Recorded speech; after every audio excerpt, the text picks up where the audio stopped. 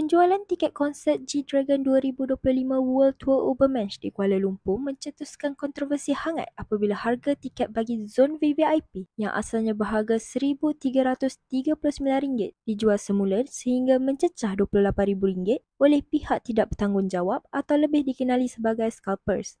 Keadaan menjadi lebih tegang apabila wujud dakwaan bahawa tiket tersebut diperoleh melalui bypass sistem yang merupakan satu kaedah haram yang membolehkan individu tertentu memintas giliran jualan rasmi secara dalam talian. Di media sosial, ramai peminat meluahkan rasa kecewa dan marah atas ketidakadilan ini. Mereka berasa tertindas kerana tidak berpeluang mendapatkan tiket secara sah walaupun telah bersedia sejak awal jualan dibuka. Sampai RM28,000 tu terlalu melampau lah. Kesian lah yang peminat pun dah tertunggu-tunggu 5 tahun, 10 tahun untuk artis ni datang. Lepas tu kena menghadapi masalah-masalah macam ni. Peminat menyifatkan tindakan menjual tiket pada harga tidak munasabah sebagai tidak wajar dan melampau. Lebih-lebih lagi apabila ramai peminat telah menanti kehadiran G-Dragon selama bertahun-tahun.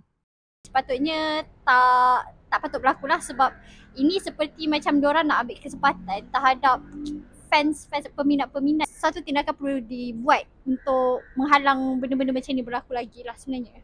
Menurut seorang lagi peminat, penjualan semula tiket dengan harga tinggi adalah satu bentuk eksploitasi terhadap peminat setia dan pihak berkuasa wajar mengambil tindakan bagi membendung masalah ini. Benda ni sangat mengecewakan sebagai peminat sebab kita dah lama nak tengok GD dekat Malaysia ni, tapi when the time comes kita tak dapat nak beli tiket tu disebabkan ada pihak-pihak yang tak bertanggungjawab. Kalau nak comparekan dengan negara luar, some of the countries memang menggunakan sistem macam pasport, facial ID untuk elakkan kejadian macam ni terjadi. Seorang lagi peminat menyifatkan situasi ini sebagai sangat mengecewakan dan mencadangkan penggunaan sistem kawalan seperti pengesahan identiti untuk mengelakkan penyalahgunaan tiket seperti yang diamalkan di beberapa negara lain. Isu scalpers bukan perkara baharu dalam industri hiburan, namun kejadian seperti ini menunjukkan betapa seriusnya kesan terhadap peminat dan kepercayaan terhadap sistem jualan rasmi. Pihak penganjur serta penyedia platform tiket perlu memperketat sistem keselamatan dan memastikan keadilan kepada pembeli sah.